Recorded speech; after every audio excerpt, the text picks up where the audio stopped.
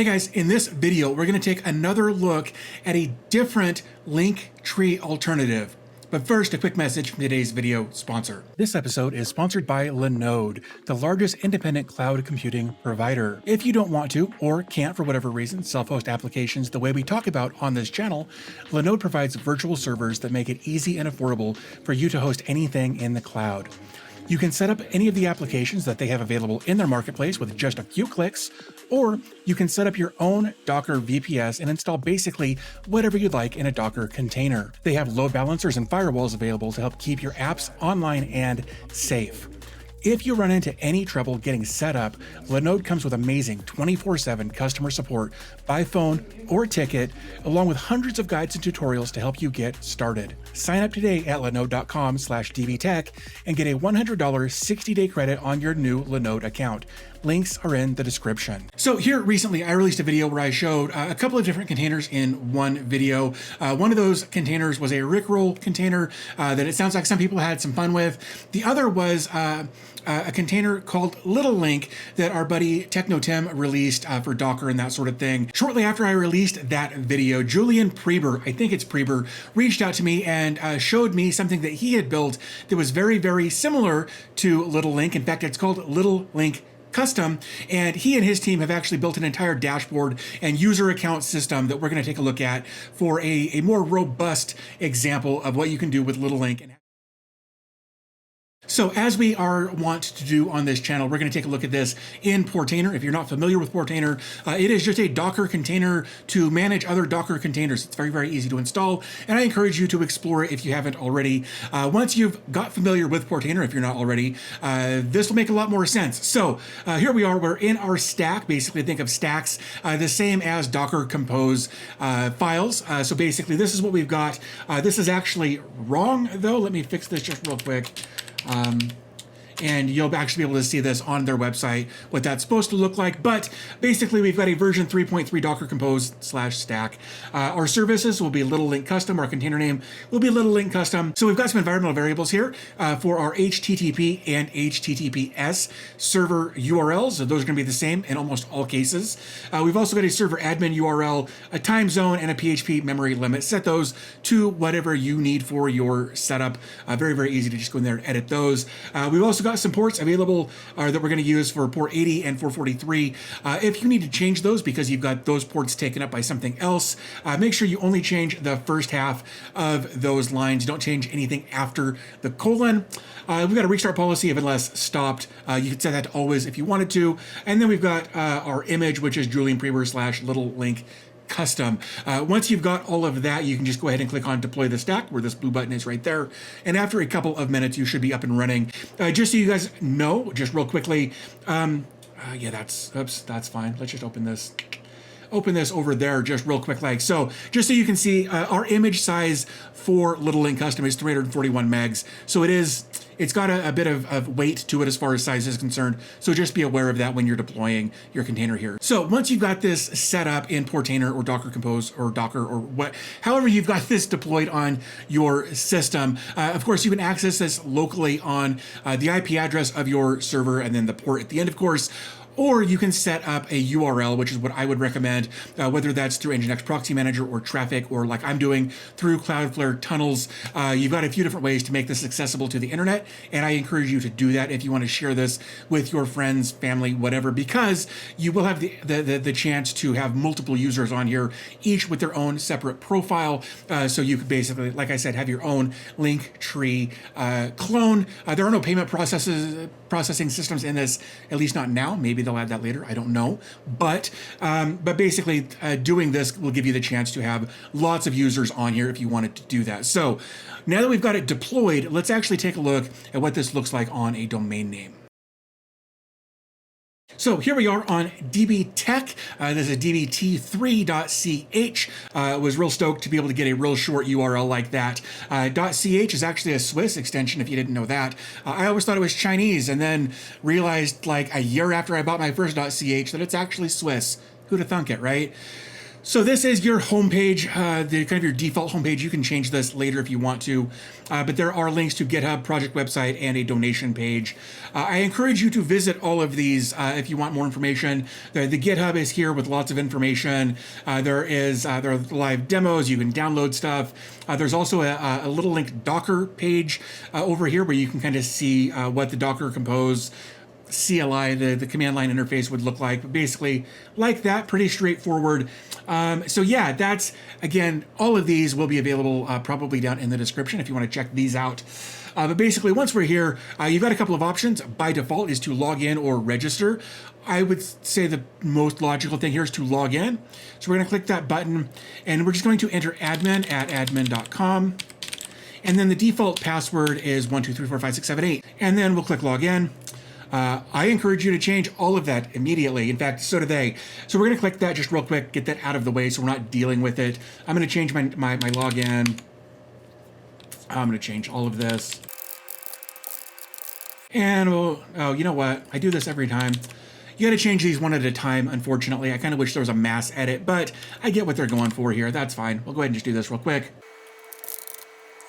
Okay, so now that you saw that little error message go away, we're no longer using the default credentials, so we're good to go. So the first thing I want to actually take a look at here is the kind of the user experience for this, as far as how to do different things. So let's actually do that real quick. The first thing we'll look at is adding links. Of course, that's what this is all about, is adding links, right? Being able to share links easily. So we're going to do that. Hopefully, I bet I did. Oh, I did. Darn it. Huh. All right, so what we're gonna do, we're gonna manually type these in real quick. So we're just gonna enter.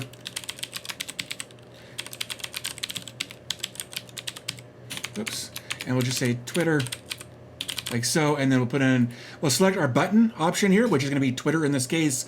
We'll click submit, and we're just gonna kind of run through these one at a time, or just real quick. So we're gonna do like so, and then of course Facebook, and there's lots of different options in here for websites, custom websites, GitHub, Facebook, Patreon, YouTube, LinkedIn, all kinds of different stuff in here. So go nuts, just whatever you want to put in here. I'm just gonna enter a few of these just so we've got them. And then of course we'll select Patreon down here. If you don't want to scroll, you can just hit P as many times as you need to there, and it'll just drop you down to the next version of whatever word starts with P. So let's click submit. And then once we've got that, we can actually click on see all links, and we can kind of get an idea of what's going on with our links. While we're here, we've got, of course, all of our links listed out, the titles for them, how many times each link has been clicked. I dig this. I love that this is in here. The order, you can't really change that. But we've also got, do you want to pin the link? We can say that yes or no. Maybe, there we go. It is now pinned. We can edit the link. We can edit the button, apparently, and we can delete the links. So we're just going to do these three for right now, but just kind of wanted to show you what that looks like. So again, that is our links page. We went from add a link down here to see all links, which brought us over to here. So that's kind of covers the first couple of things there. Our page, this is going to be for basically our profile page. So what we're going to do, I'm going to change my username here to dbtech. And then what I want to do is actually jump over to YouTube, like so, and then, oops, let's just do that. I'm just going to grab from my about page over here, just like so. Then we'll close that, and we'll come back over like that, and we're going to change that to 44. It's about to roll to 45. If you haven't subscribed, that would be cool if you did that and get us closer to 45 a little sooner there, but there's all the stuff I need to do. I'm going to click submit. The reason I didn't update my logo there, this image, is because I tried it earlier, and I had my logo up there, and I changed my username, and it deleted my logo. So now that we've done all of the other stuff, I'm going to go back and change my logo. So I'll go to my pictures, I'll select my logo and click submit. And then there's that. The other thing I forgot to mention is that up here in the top right-hand corner, we can go to dark mode. Yay, love dark mode. So what I want to do now, let's see if I can just grab like that. And right there is my profile with my logo, my username, my little description that I put in there, and my 3 links that we just saw me put in. So now that we know what that looks like, let's take Another look back here. We've got themes. So by default, this is the default theme. We can select a theme. We can go mono, galaxy, or default. Those are the ones that are pre-installed. However, if you wanted to, you could come over here to where it says download themes, pop that open in a new tab, and they've got themes available for free to download. I actually really like Galaxy. I like Bean Soup, sort of. Let's actually download that, and I'll show you what I mean by sort of. It's a preference for me more than anything else. So let's come back over to here. Let's choose a file. Let's go to our downloads. Let's go to Bean Soup, and let's click upload. And we'll give this just a second here. Now, I don't believe that users will be able to upload their own themes. This is kind of one of those, because I'm an admin, I get access to upload themes. I may be wrong, but that's what my brain thinks anyway. So let's come back over to here. Let's choose Bean Soup and update theme. Okay, so now that the theme has updated in our profile, we can kind of get a preview of what this looks like. However, it's a bit misleading if you ask me, in my opinion. I'm gonna reopen this page. So basically, we've got our logo up here, our username, but then this just really drags down and isn't a great experience. I'm not sure what they could do to fix that, or if they even wanted to fix that, but I don't know. But anyway, that's what that theme looks like. Again, it pushes everything way, way down. So I'm not a big fan of this theme, though I love the font. I love everything about it except the layout. So there you go. Anyway, let's take a look at a couple of other themes just real quick. Let's do Flare. And then we'll do upload theme. Give this a second to upload. If at any point you're doing this and you get a 500 error while you're uploading themes or downloading backups, which I'll show in a minute, it's because you've got a permissions issue. It's just that simple. I've run into this several different times while going through the process of getting familiar with this Docker container. It is almost always a permissions issue. Once I got my permissions fixed, all the errors went away. So there you go. And there's Flare. I actually like Flare quite a bit more than I do the one we were just looking at, the Bean Soup. It's cleaner, it's tighter. So anyway, that's how easy it is to switch themes, upload themes, that sort of thing. And of course, anytime you want to get more themes, you can just scroll down and click on download themes, or you could probably create your own themes if you wanted to go that route. If you're that kind of guy, girl, gal, person, whatever, you can probably create your own themes if you wanted to do that as well. But of course, we've got more themes over here that you can go get. It seems like they're always adding new ones, so definitely check that out.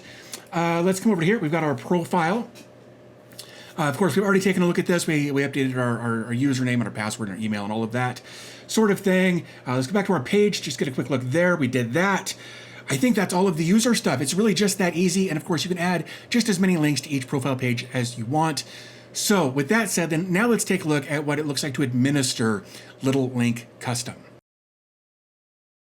So over here on our studio admin area back here, up at the top, we've got an admin. We're going to click on config. Now, I've had a couple of little issues with the config page, but there's actually a better way, in my opinion, to administer it, and we're going to take a look at both. Basically, each of these, if it's got a hash in front of it, that's just a note or a line break, so you don't have to worry about editing those. However, if it says like registered auth or notify events, any of this stuff that doesn't have the hash mark in front of it, those are things that you can update and change. Just as a quick example of how it's not going to work, actually, where it says display credit, this variable right here is for this little powered by LittleLink Custom. Over here on the left side, I'm actually going to come over here. I'm going to click the edit button, and I'm going to change this to false, and I'm going to click update. And literally nothing is going to happen. It's a weird thing on this page. I've only ever accessed this through Cloudflare tunnels. I don't know if maybe that's causing my issue, but you have two alternatives here if this page doesn't work for you. The first is to just come over here and access it locally on the IP address, if I could find it. Let's come back over to here just real quick. Let's pop this open. And then we'll just click log in real quick again. And then once you're here, darn it, close that. Then you can come into admin, click config, and then you can, again, come over here, like, and edit this, and say false, and click update, and then it works. I don't know why. It's just a little glitch that I've noticed on my end. So there's that. And then, of course, if I refresh that page, this goes away, like we would expect it to by changing that variable, right? So the other thing that you can do is while you're still on the actual URL, you can scroll down to the very bottom of the page and click alternate config editor. And when you do this, it's going to bring up all of these variables in just a single edited spot, or a single like text file basically. And you can change that back to true. You can change all of these things kind of all at once, and then click save and just kind of have all of your changes propagate simultaneously, versus clicking edit and changing something and clicking save, then clicking edit and changing it, save, and then going down to the bottom of the page and saving. You can kind of do everything here. I like this better for my reasons anyway. So while we're here, a couple of things to keep in mind. Registered auth, basically, if this is verified, it means that they will have to click a link in their email in order to activate their account. If you switch this to verify, or sorry, if this is set to verified, they will have to get an email to verify their account. If you switch it to auth, it'll just automatically create their account without any email verification. And I think that's a bad idea for security and management reasons. I would leave this one alone. That said, in order for verified to work, you will need an SMTP server. Sort of. There is one that they use by default that's third party. It's theirs. It's LittleLink Custom's verification email system. It's just an SMTP server. And we can actually change that. Like down here on the mailer, or the mail mailer, built in is the default setting for that. And it will use their mail server. If you want to do that, go for it. However, I don't like the idea of using somebody else's server for something like this, which sounds stupid since I'm going to end up using Gmail's server, but it's just kind of one of those things. I would recommend using an SMTP server that you are in control of versus using theirs. It's just a preference for me. Of course, when you do that, or if you do that, you'll want to change this to SMTP, and then fill out all of the information down here for the host, the port, the username, the password, the encryption, and the from address, all of that. Put all of that information in there. Once you've got all of that, then scroll down, click save, and then you should be able to use your own the SMTP server that you manage versus theirs. So something to keep in mind there. So let's scroll back up so we can take a look at some of this other stuff. Notify on events, probably. Notify on updates, true. Leave that to true, because what's cool about this is that the way they've built LittleLink Custom is such a way that you can update the platform in the platform. You don't have to go through Portainer. You don't have to go through Docker. You don't have to do any of that. You can just update it here. And I absolutely love that they've got that built into this. So that's why I say leave that true, so you can get that notification and just log in and click update and be done with it. Allow user HTML equals false. I would also leave that as false, just because if you set that to true, then you run the risk of somebody possibly injecting code into your system. It's just a bad idea to let people enter code, so don't let them enter code, would be my suggestion there. The app name, you can change that to whatever you'd like it to be. I'll probably change it later. The app key, I wouldn't mess with that. App URL, it says leave it alone unless you absolutely have to change it for some reason. Enable the button editor, true, probably leave that alone. Of course, there's notes about all of this right above it, so you can kind of dig through and see what settings you want to change, that sort of thing. App debug should probably be false at this point, since we're in production. The app environment is local. You can change this to local or production. Let's change that to production. I wonder if that's actually going to fix my other issue. We'll take a look at that. So log level is stack, log channel is stack, log level is debug. The database connection is by default SQLite or SQLite. You can change that if you want. Just know that you'll have to deploy like a MySQL database container and put all of the credentials in here for that. Again, we've looked at the mail stuff. I would basically, everything below this you can kind of leave alone. Skip, so we've got like join update or join beta, true or false. Again, more information right here in this URL. Skip update backup. So what's cool about this is, like I mentioned a minute ago, if you log in and there's like, hey, there's an update, if you click that, it's going to run a backup of your current settings first. So if you set this to skip update backup true, it won't run those backups first. Bad idea. Custom meta tags, you can change that to true. Again, more information at that link. And then force HTTPS, true or false, completely up to you, however you'd like to handle that. I'm actually going to set that to true. And I think with all of that said, I'm going to go ahead and click save. And we should be good to go there. Since we're still on this config link right here, there are options for backups. When you first install it, it deploys or it configures or generates a backup. Words are hard for me today, and I don't know why. So you can, of course, just generate a new backup if you want to do that. And then, of course, once you've got that, you can view it or you can download it. So I would definitely recommend downloading a backup every once in a while if you don't have a good solid backup solution on your server, which you should. We can also download our current .env file. We can come over here and we can upload our current env file or a new env file. We've got an advanced configuration page over here where we can put in analytics up here. We can change the title, the description, the robots. We can put in canonical URLs, Twitter auth URLs, all kinds of stuff in here. You can set, do you want your theme to be light or dark globally? Up at the top, we've got this toggle right here. If you change if you change this theme line right there, that toggle won't work anymore. So there's that, or you can leave it blank and let users choose what they want to do. LittleLink title, you can change that. So basically, if we look, so let's do this. Let's come back over to here. And we're looking at this LittleLink Custom right there. So what I'm going to do, like so, and then if I come down and I scroll down, there's a lot of stuff in here you can change. I'm going to click Save. Give that a second to load and then refresh. And here you can see I changed the title of the browser tab, kind of appended, like pipe DB tech at the end of that. So that's what that is for. Let's see. There's lots of stuff in here. I don't think we need to cover all of it, but I encourage you to dig through here and find the settings that you want to change for your configuration. So let's scroll back up to the top. Let's go back over here to config. That is the advanced configuration. We've got diagnosis. Basically, if you're running into issues, come here because this will say, hey, if there's a red X, fix it. If there's a green check mark, you're good to go. So that's kind of what this page is for. Let's come back over to here. Give this a second. We've also got a PHP Info page that you can click and kind of get all of your PHP info if you, again, for troubleshooting purposes, that sort of thing. I hit the back button, this happens, and I'm not sure why. So that was all of the config stuff, I believe. Yeah, that's everything in there. So let's open this up. We've got users.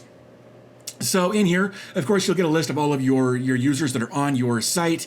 The roles, you can edit them, you can view them, you can block them, all of that. Also, you can change which viewers you want to view based on user, VIP, or admin.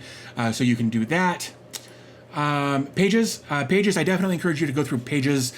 So basically you've got terms, privacy, and contact. Adjust these to fit your needs so that you can stay in compliance with your local government laws for this kind of stuff. Also, probably if you're going to host this for a bunch of people, change this to your email address. Or down here at the bottom, you can say, you know what, I only want this for me. I don't want anybody else to register. You can turn registration off right there. Once you've made all the changes you'd like to make, click submit, and you're good to go on this page. What else we have? Pages we looked at. Oh, so just a quick aside, like the terms, the privacy, and the contact. If we come over to here and we go to like terms, oops, I clicked it like I meant it. Here's the terms page. We've also like, oops. We've also got, privacy and contact that we saw in those little WYSIWYG boxes over there. So that's what these are for, is to generate each of those different pages. And then for the site, we've got some site options that we can change. Again, like this is kind of the homepage text. If we come back to the homepage, to the URL there, basically we can change this text right in here. Via this information right there. I had some issues with the site logo. Basically, I believe we should be able to change this, but I think it needs to be a PNG. I don't know. But when I change it do I have a PNG anywhere? Tell you what, let's just do this. PNG logo. We're just going to come over here. Is that? Yeah, we're just gonna save this Nissan logo like so. Under downloads, and then I've tried it multiple times with a JPEG. I want to see if a PNG works better. Nissan PNG, and then we'll click submit. See what happens, and nothing happened. And in fact, if I even come back over to here, that's going to change a little bit, but my logo didn't change. Probably a permissions issue, but just something I've encountered. You may encounter it too. And of course, like I said, you can change all of this text so that this text right here will be different. I don't know if you can change these buttons. I'd like to be able to take these buttons out. but I don't know that there's a way. So yeah, that's basically it. That's the administrative side of things that we're on the site here. So we've taken a look at how to be a user. We've taken a look at how to be an admin. And if you guys are interested, I'm actually going to have this URL up so you guys can set up your own LittleLink custom pages like I've done for my DB Tech user account here. Just go to dbt3.ch and you'll come here. You can register and set up your own profile on this page if you'd like to do that. If you do, hit me up in the comment section down below and let me know. I'd actually really like to know if you guys are using this. If you don't want to use it, you want to deploy it yourself, I showed you how to do that earlier too. It's just a real quick deployment via a Docker Compose or a stack. Very, very simple to deploy and update and manage. The folks over at LittleLink have really done a great job. I have spaced the name of Julian Preber. That's the dude, and all of his cohorts who helped him build this. Well done, guys. Really, really do like what you've got going on here. So yeah, all of the links for everything that you'll need will be in the description down below. If you want to support the channel, there's ways to do that in the description down below as well. Whether it's Patreon or PayPal or joining dbtech.fans or becoming a member. Lots of different ways that you can support the channel if you want to do that. But with all that said, I do want to thank you for spending a few minutes of your time with me today, checking out LittleLink Custom. And with that said, I'm going to wrap this up and I'll talk to you guys in the next video.